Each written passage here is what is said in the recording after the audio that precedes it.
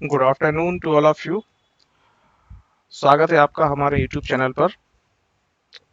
आज डेट है 26 जून 2022 और जो टॉपिक हम आज डिस्कस करेंगे उसका हेडलाइन है पेंशन का टेंशन, और ये दैनिक भास्कर के रसरंग से लिया गया एडिटोरियल है, जिसमें डिस्कस किया गया है कि टेंशन्स का जो बर्डन गवर्नमेंट्स पर आया हुआ है उसको किस नजरिए से देखा जा रहा है और उसका मेन विजन क्या है।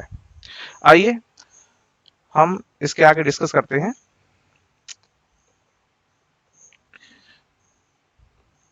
देखिए, सबसे पहले तो हमें वर्तमान परिप्रेक्ष्य में इसको समझना होगा कि अग्निपथ योजना जो अभी हाल ही में केंद्र सरकार के माध्यम से लॉन्च की गई है, उसके माध्यम से ही पेंशनर्स का ये इशू अभी चर्चा में आया हुआ है, जिसमें देखा जा रहा है कि उसके अग्निपथ योजना के मुख्यतः दो उद्देश्य ही थे, जिसमें पहला उद्देश्य था कि ज्यादा से ज्यादा युवा सैन्य बल को बढ़ाया जाए और न्यूनतम पेंशन भार हो, यानी कि सेना की संख्या में नौजवानों का अनुपात ज्यादा हो और उनकी रिटायरमेंट्स के बाद जो पेंशन्स का वितरण हो रहा है उसका भार सरकार पे कम से कम हो। इस पूरी योजना के बाद अभी जो पेंशन का बर्डन गवर्नमेंट पे आया है उस पर आगे जो चर्चा करेंगे हम, वो ये है। सबसे पहले हमें समझना होगा कि पेंशन भार सरकार क्यों कम करना चाह रही है। उसमें कुछ इंपॉर्टेंट थिंग्स ये हैं, जैसा कि न्यूनतम सरकार और अधिकतम शासन की अवधारणा को अगर साकार बनाना है तो सरकार को ये करना बहुत ही जरूरी है कि उसके पास मैक्सिमम गवर्नेंस हो, बट वो मिनिमम गवर्नमेंट के साथ उसको डील करे या हैंडल करे। सेकेंड थिंग इज दैट कि अगर आपको तकनीकी विकास करना है तो आपको फंडिंग की जरूरत होगी, और अगर आप अपना फंड पेंशन में ही गवा देंगे तो आप डिजिटलाइजेशन की तरफ और टेक्नोलॉजी की तरफ जो डेवलपमेंट की जो गति है उस गति तक आप नहीं पहुंच पाएंगे। तीसरी चीज इसमें एक और है, हमने मैक्सिमम चीजें देखी हुई हैं कि गवर्नमेंट जॉब सिक्योरिटी का पर्पस तो रखता ही है, मगर साथ ही साथ ये देखा जाता है कि युवाओं में आईटी सेक्टर्स या एमएनसी सेक्टर्स के प्रति ज्यादा लगाव होता है अगर वेतन की बात की जाए तो, क्योंकि वहां अच्छे पैकेजेस मिलते हैं कंपैरिजन टू गवर्नमेंट सेक्टर के। तो ये कुछ जरूरी एक्सपेक्ट हैं जिसके माध्यम से ही पेंशन भार को कम किया जाना जरूरी हो गया है गवर्नमेंट्स के लिए। अभी अगर हम थोड़ा बजट पे डिस्कस करते हैं तो बजट में जब हम देखेंगे 2022-23 का जो बजट का में बताया गया है कि पेंशन का जो वितरण है वो 2000 अरब वितरण यहाँ पे बताया गया है।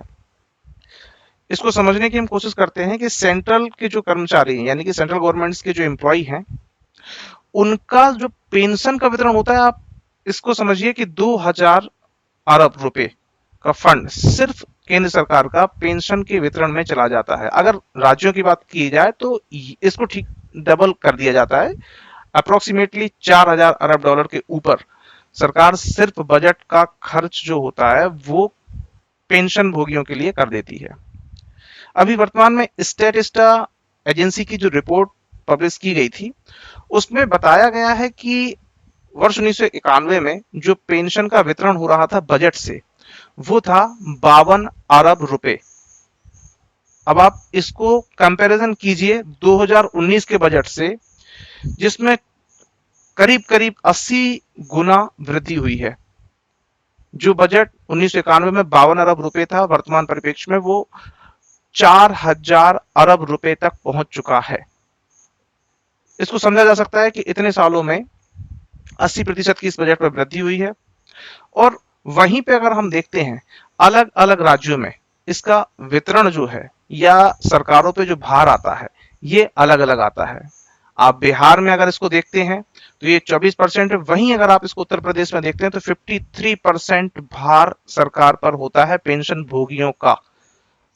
तो सबसे ज्यादा जो भार अभी आ रहा है ये 53% आ रहा है, ये उत्तर प्रदेश सरकार पे आ रहा है। हालांकि इसको कम करने के लिए सरकार ने 2004 में कुछ नई पेंशन स्कीम लाई हुई थी, जिसके माध्यम से इसको हल करने की कोशिश की गई है।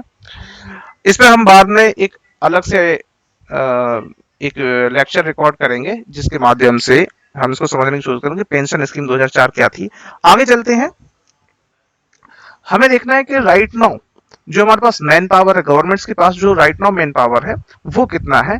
तो देखिए, एक मोटा मोटा हिसाब ये है कि केंद्रीय कर्मचारी जो वर्तमान परिप्रेक्ष्य में केंद्र सरकार के पास काम कर रहे हैं वो 32 लाख कर्मचारी हैं, और इससे 20 लाख ज्यादा कर्मचारी यानी कि 52 लाख कर्मचारी पेंशन ले रहे हैं। तो समझने की वाली बात यह है कि 32 लाख कर्मचारी गवर्नमेंट के पास हैं ही सिर्फ, जो सैलरी ले रहे हैं, और इसके बाद देखा जाए तो 52 लाख सिर्फ ऐसे एम्प्लॉय हैं जो गवर्नमेंट के लिए कोई काम नहीं कर रहे हैं और सिर्फ ये पेंशन ले रहे हैं। वहीं पे CMAI यानी cloth manufacturing authority of India के जो आंकड़े अभी जारी किए गए हैं उसमें बताया गया है कि 48 करोड़ कर्मचारी या 48 करोड़ कामगार बोला जाए ज्यादा बेहतर होगा, तो 48 करोड़ जो कामगार हैं वो भारत में रह रहे हैं। 48 करोड़ कामगार जो है वो भारत में रह रहे हैं, जिसमें कि आंकड़े ऊपर नीचे हो सकते हैं। 48 करोड़ में से सिर्फ 5 करोड़ लोग ही संगठित क्षेत्रों में हैं। अब आप अंदाजा लगाइए, 43 करोड़ लोग असंगठित क्षेत्रों से बिलोंग कर रहे हैं, जिन्हें किसी भी प्रकार की सामाजिक लाभ नहीं मिलता है। सामाजिक लाभ में आप EPF भी ले सकते हैं, ESI भी ले सकते हैं, जो मेडिकल बीमा या मेडिकल फैसिलिटीज जो संगठित क्षेत्रों के एम्प्लॉय के लिए मिलती है वो यहाँ नहीं मिल रही है। तो वर्तमान श्रम शक्ति में हमने इन चीजों को समझने की कोशिश की। अभी आगे जब हम चलते हैं तो इस पेंशन के टेंशन के अगर हम आलोचनात्मक नजरिया पे चर्चा करें तो हम देखेंगे कि ये सरकार सुधार कह जरूर रही है, पर ये असल में सरकार की मजबूरी बन चुकी है। मजबूरी इसलिए बन चुकी है क्योंकि हम देख रहे हैं लगातार नौकरियां कम होती जा रही हैं, या ऐसा समझ लिया जाए कि स्थायी नौकरियां या परमानेंट कमीशन जो होते थे वो कम होते जा रहे हैं सरकारी नौकरियों में, और उसके बाद भी बेरोजगारी बढ़ती जा रही है, अनएम्प्लॉयमेंट बढ़ता जा रहा है। तो सुधार कह जरूर रही है, बट अभी सरकार की ये मजबूरी बनी हुई है कि वो कैसे भी करके इस भार को कम करे, पेंशन के भार को कम करे। दूसरी चीज है ट्रेजरी में भी कमी, ये कुछ यहाँ पे मिस हुआ है तो इसको आप ना पढ़ें। ट्रेजरी में कमी, जो केंद्र सरकार या राज्य सरकार किसी भी सरकार का जो ट्रेजरी है, जो कोष है, उसमें कमी हो रही है। अभी आपने देखा कि 5 साल पूरे होने पर ये जो GST है ये मैच्योर्ड होने वाला है। जो पॉलिसीज थी या जो भी स्टेट गवर्नमेंट्स के लिए लॉस हो रहे थे उसके लिए वादा किया गया था कि 5 साल तक केंद्र सरकार उसमें अपना सहयोग देगी या समन्वय स्थापित करेगी जो भी नुकसान हो रहा है राज्यों के लिए। पर ये 5 साल के बाद क्या, 5 साल के बाद GST का जो बोझ है ये अब सीधा वहन करेंगे पर्टिकुलर स्टेट, जो भी उन्हें लाभ हो रहा है या नुकसान हो रहा है उसके लिए अब वो वहन करेंगे। उसके बाद देखते हैं वेतन के अनुपात में पेंशन अधिक होती जा रही है। इसको समझने की कोशिश ऐसे कीजिए, वर्तमान परिप्रेक्ष्य में अगर आप या कोई भी व्यक्ति सरकारी नौकरी ज्वाइन कर रहा है तो आप देखिए ना, जो सरकारी नौकरी है वो अगर अभी उदाहरण के तौर पे मध्य प्रदेश सरकार में अगर कोई अभी संविदा शिक्षक भी बनता है तो संविदा शिक्षक अगर वर्ग 1 में ही बनता है तो उसकी एक अनुमानित सैलरी 30 से 40 हजार रुपए के बीच में बन जाती है। पर अभी अगर आप देखें कि इस साल या अभी से 5 साल पहले जो लोग रिटायर्ड हुए हैं, जो कर्मचारी रिटायर्ड हैं या सेवानिवृत्त हैं, उनका जो पेंशन है वो पेंशन इस सैलरी के भी ऊपर बन रहा है। तो समझिए ना, इस चीज के लिए जो लोग आज राइट नाउ सर्विस प्रोवाइड कर रहे हैं स्टेट गवर्नमेंट्स या सेंट्रल गवर्नमेंट्स के लिए, उनको जो सैलरी दिया जा रहा है वो उन लोगों के रेशियो में कम है जो रिटायर्ड हो चुके हैं। अगर उस हिसाब से इनको सैलरी मिले तो बहुत ज्यादा होना चाहिए था। तो इस तरीके से ये इसका आलोचनात्मक नजरिया था। हाँ, अब फाइनल हम इस पे बात करते हैं कि क्या सुझाव है कि इस बर्डन को कम किया जाए, या गवर्नमेंट्स को क्या क्या सुझाव जो हम दे सकते हैं, या गवर्नमेंट्स किन किन पहलुओं पे काम करे ताकि ये जो बर्डन गवर्नमेंट्स के ऊपर आ रहा है ये कम हो जाए। तो उसमें कमाऊ पेंशनर का अनुपात तय हो।